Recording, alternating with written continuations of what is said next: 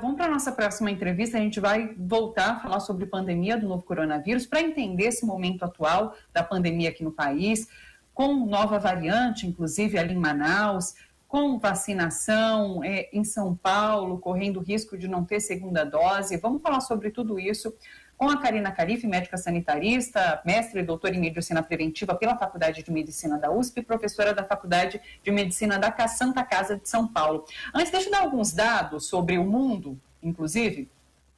O mundo todo bateu um novo recorde de mortes pela Covid-19 em apenas um dia. Isso aconteceu ontem. Foram mais de 18 mil pessoas no mundo que morreram nessas últimas 24 horas. A contagem é da agência francesa France Press. Nessa terça, o Brasil atingiu mais de 220 mil mortes, um número simbólico, enorme.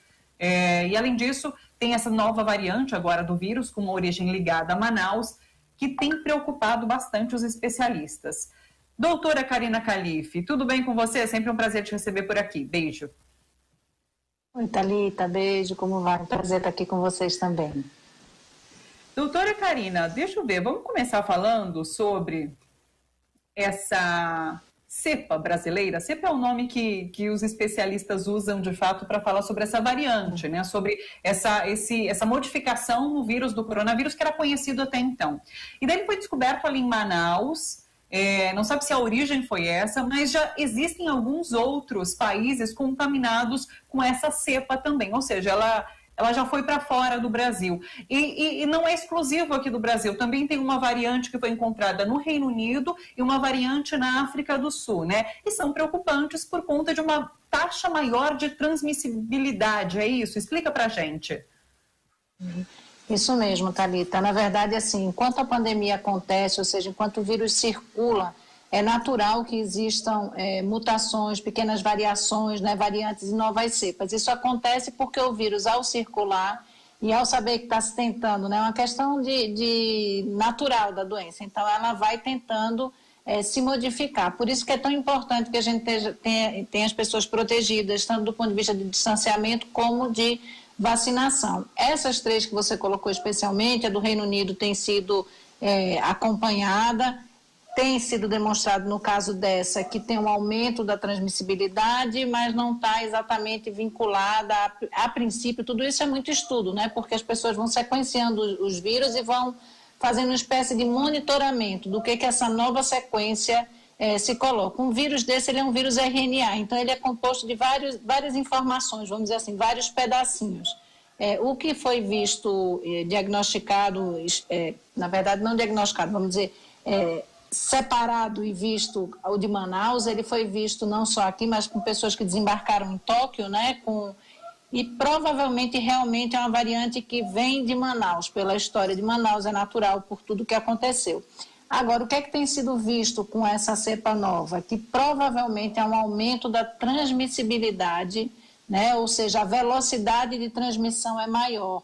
Não quer dizer nem que a vacina não responda, porque a vacina ela não responde só aquele pedacinho que mutou, né? Ela responde a algumas informações que o vírus tem.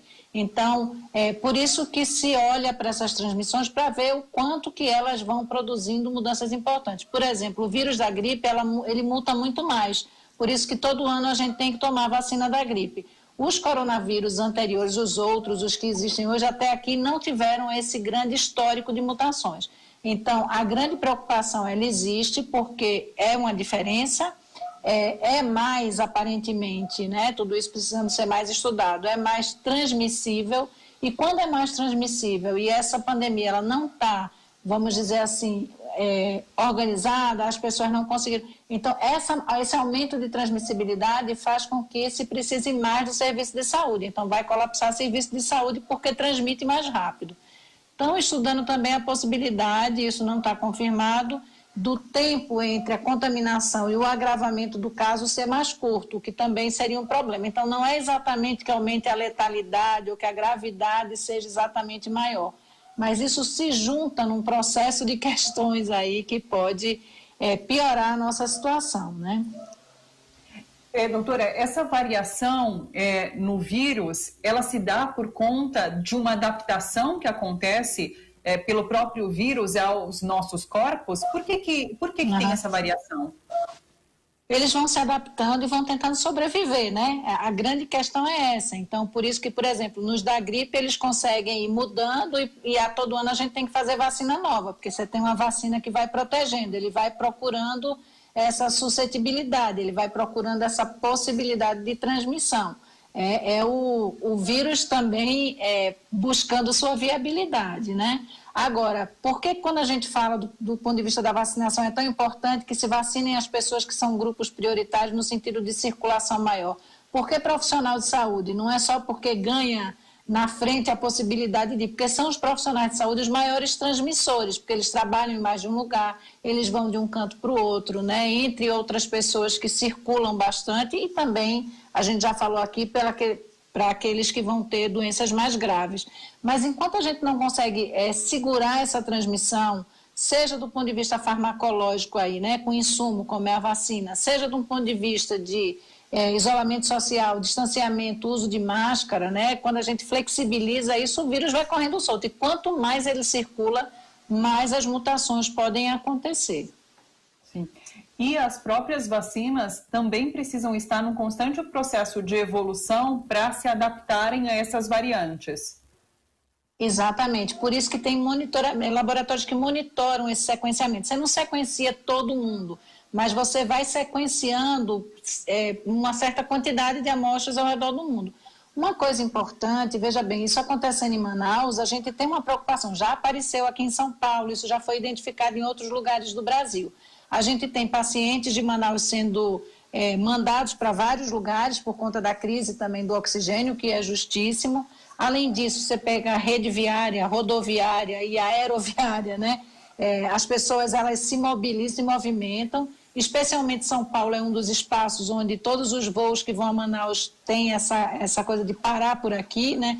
Então não tem jeito, enquanto a gente não conseguir segurar a pandemia com todas as possibilidades que a gente tenha, quanto mais tempo o vírus estiver circulando, mais possibilidade de mutações existem. Como eu falei para você, aparentemente não é um vírus, a tendência dos coronavírus não são vírus que mutam muito, mas a mutação vai acontecer e quanto mais tempo a gente ficar sem o controle da pandemia, maior a possibilidade de mutação e aí maior risco. Mas esse manejo, esse controle, esse rastreamento do que está acontecendo é exatamente para ver o que responde. Como as vacinas respondem normalmente a mais de uma informação que estão ali né, dentro do RNA vírus e tal, a gente tem ainda uma possibilidade, até aqui, ao que tudo indica, não há mudança em relação às vacinas. Mas essas empresas que estão fazendo vacina, esses laboratórios, estão atentos e eles sequenciam, ao sequenciar o vírus, eles têm esse cuidado e com a possibilidade de refazer vacina, de incluir novas questões na vacina para que ela continue mantendo a eficácia.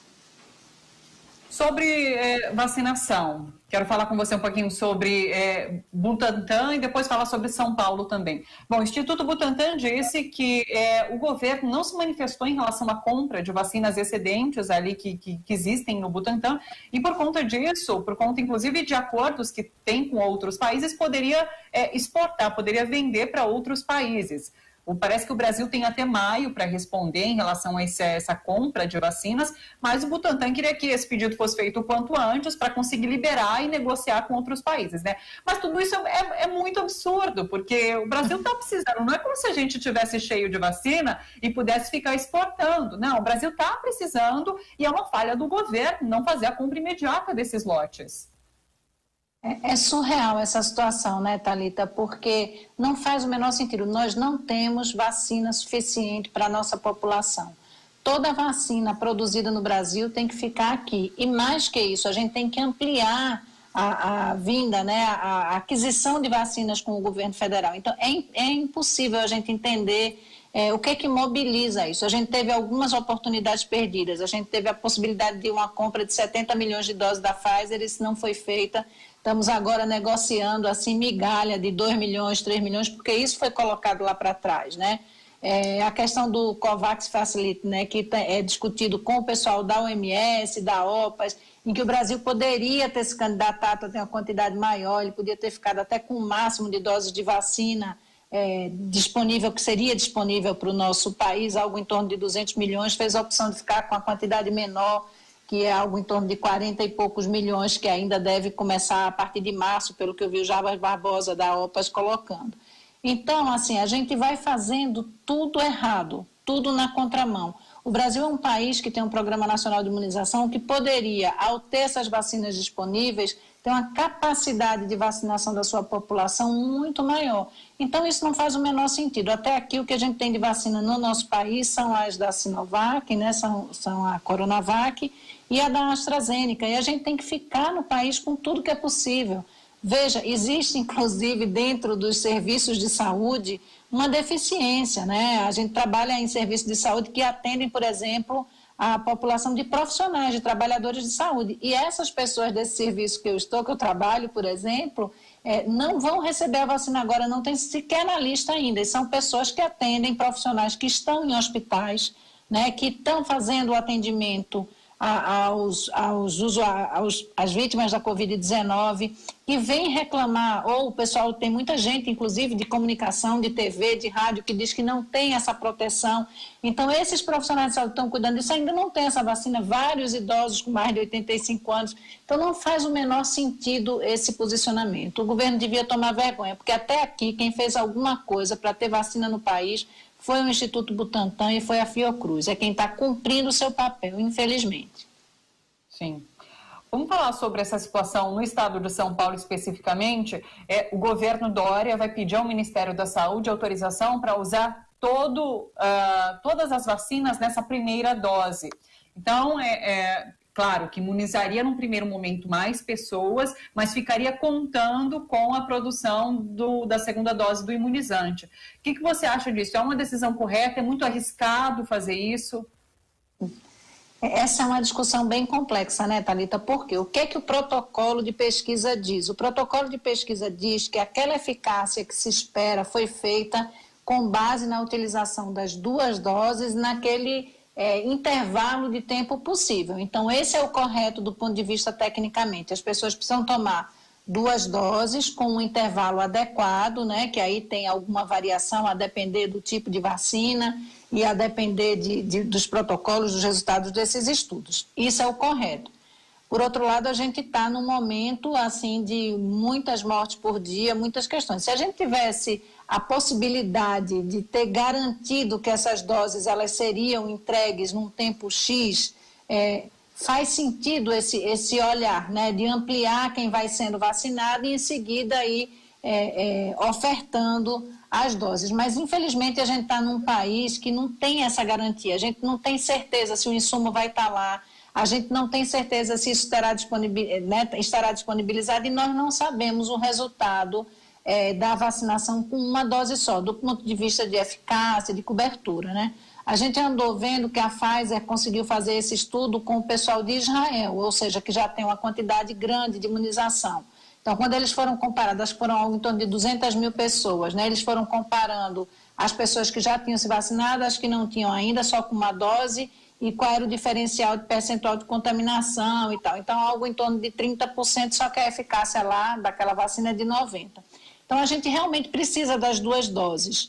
A grande questão aqui, enquanto gestão, é se você tem uma gestão que está garantindo que isso acontecerá, que você vai ter disponibilizado as doses da vacina, faz sentido você ir vacinando um número maior e aqui naqueles dias... Agora, não dá para ficar com uma dose só, porque aí você não está correspondendo do ponto de vista técnico, né, do ponto de vista científico, aquilo que foi o estudo, ou seja, aquela eficácia esperada. Quando a gente fala eficácia de 50,4% da Coronavac, a gente está falando com 2 doses. Quando fala aí dos 70 e tantos da AstraZeneca, a gente está falando com 2 doses. É uma discussão complexa. Eu entendo esse pensamento, porque você guardar a vacina também, enquanto tem muita gente precisando, né? Mas se você não garante, tem que guardar. Entende? É complexa essa discussão. E a gente volta ao problema da gestão, né? Se essa gestão fosse eficiente, essas segundas doses já estariam garantidas, mas não há essa garantia, né? Aquela sua pergunta anterior. Exato. Mas na sua pergunta anterior, será que o Ministério vai garantir a compra ou vai para outros lugares? Se for para outro lugar, você não garante a segunda dose, enfim. Exatamente. Karina, deixa eu perguntar, fazer duas perguntas de pessoas, de internautas que estão nos acompanhando. Olha, o Orlando Alves, ele perguntou assim, olha, uma vez imune, ou seja, tendo pego a doença, pode ainda pegar outra vez a variante, por exemplo? Ele falou assim, desculpa a pergunta, mas essas vacinas são confiáveis? Queria responder para ele, acho importante, para o Orlando Alves. Claro, Orlando, bacana as suas perguntas. Olha, em primeiro lugar, eu vou responder que são confiáveis. Todas as vacinas que a gente tem até aqui no mundo que estão colocadas, registradas, elas são extremamente confiáveis porque elas passaram por todas as fases, tanto do ponto de vista de segurança quanto eficácia. Então, a primeira que estiver disponível para mim, eu vou tomar. Estou aqui na fila aguardando pacientemente a minha vez. São totalmente confiáveis. Do ponto de vista da imunidade em relação à doença, o que a gente tem visto no mundo é que, de forma geral, as pessoas que têm a doença, elas produzem sim imunidade. A gente tem um percentual que isso não aparece como anticorpo detectável em exame, mas tem se demonstrado ao acompanhar essas pessoas que elas têm uma imunidade. O que a gente não sabe ainda, quanto tempo essas pessoas ficam imunes, porque a gente não tem um tempo de estudo suficiente para isso. O que tem se visto é que anticorpo detectável é assim, você faz o exame no sangue e vai dizer se você tem IgG. Essa IgG, ela cai um pouco com o tempo e essa queda vai acontecendo ali no 5º, no 6º mês. Isso quer dizer que a pessoa deixou de ficar imune? Não obrigatoriamente, pode ser que a gente tenha defesa celular, imunidade celular das nossas células, enfim. Isso a gente ainda também não tem certeza. Mas, com certeza, alguém que já teve a doença está mais protegido do que quem não teve. Do ponto de vista da reinfecção, Orlando, o que é que a gente tem hoje? Quando a gente falou, lembra no começo de sequenciar vírus, as reinfecções que foram comprovadas, quando é que ela é comprovada? Foi vista o sequenciamento do primeiro vírus que aquela pessoa se contaminou e foi visto o sequenciamento do segundo. Então, está comprovado que foram 2 vírus diferentes que eu digo com sequenciamento diferentes, e ele se reinfectou.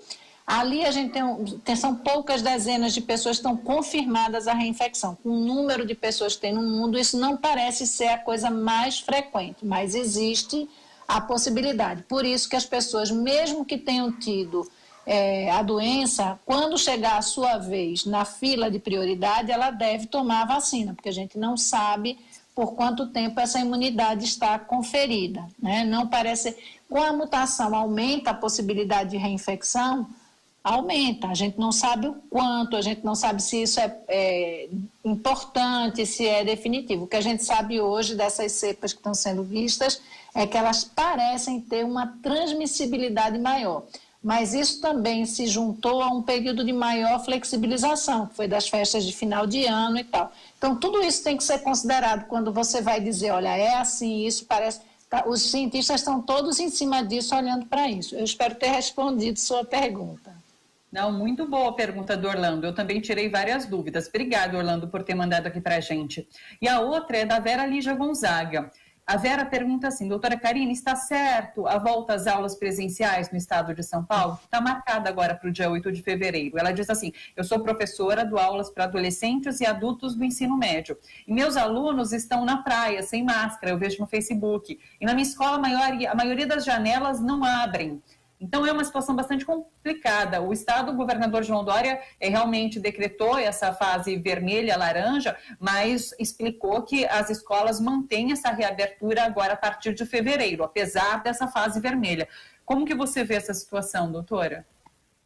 Eu vou dizer para você, Vívera, que essa é uma questão aqui na minha casa. Eu sou contra a volta às aulas desse jeito nesse momento. Por quê? Porque a gente tem das maiores médias móveis que existem nos últimos meses. E a grande questão aqui não são com as crianças, não é com os alunos, mas é a possibilidade de quem pague a conta seriam os professores, os funcionários e as pessoas com comorbidades na escola e na casa desses alunos, se eles se contaminarem.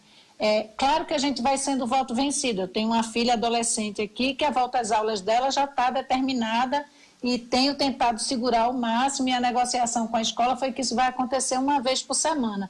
Existe uma lógica nisso? Não, você diminui. Veja, a questão da contaminação pelo coronavírus, né, ele é multifatorial, então você tem que juntar coisas, você tem que usar máscara, você tem que ter distanciamento social, você tem que ser vacinado, são várias coisas, é como se fosse um queijo suíço, cada coisa vai diminuindo, vai aumentando a barreira para que ele te contamine. Eu não acho adequado fazer isso nesse momento. Eu acho que agora a gente tem um olhar a um tempo curto de uma possibilidade de vacinação. Eu já falei isso aqui, eu acho que os professores deveriam estar entre os grupos prioritários. Se a gente faz tanta questão, isso é tão importante, e eu acho que é, tanto do ponto de vista do estudo, do ensino propriamente dito, como da saúde mental das crianças, mas a gente tem que entender que todo mundo está passando por uma coisa completamente diferente, que é a pandemia. Então, a saúde mental das crianças existe, mas existem as outras questões, que é a morte de pessoas, que é o colapso do sistema de saúde. Então, assim, se fosse a minha decisão, seria isso. Mas a gente vai tendo que negociar isso. Então, o que vai acontecer, por exemplo, na escola da minha filha, é a ida uma vez por semana, é o uso de máscara, é uma turma da escola, um dia na semana e cada outro dia vai, entrada por portões diferentes, enfim, existem algumas coisas. O risco continua existindo? Existe, porque a cada pessoa que você encontra, todo mundo tem aí em torno de 5 pessoas no seu entorno, por mais isolado que você esteja, você tem pessoas que estão com você. Então, quando eu me encontro com mais 10 pessoas, eu não estou encontrando com 10, eu estou encontrando com 10 vezes 5, com 50, né? De um jeito meio grosseiro aqui eu estou falando. Então, entendo a urgência, mas, sinceramente, se eu tivesse algum poder sobre isso, não se voltariam às aulas agora. Agora, a gente esperaria aí um tempo de vacinação, incluiria professores, e aí tem que voltar, porque também não dá para a gente ter um ano letivo como a gente teve o ano passado. Eu tenho total sensibilidade e entendimento disso. Sim. Obrigada, Vera, pelo seu relato, pela pergunta que você enviou aqui para a gente. Doutora Karina, muito obrigada pelas explicações. Você é muito necessária aqui nesse espaço, então eu sou sempre muito agradecida. Viu? Um beijo grande e até semana que vem. Beijo, Thalita. Um prazer estar com vocês. Até a próxima semana.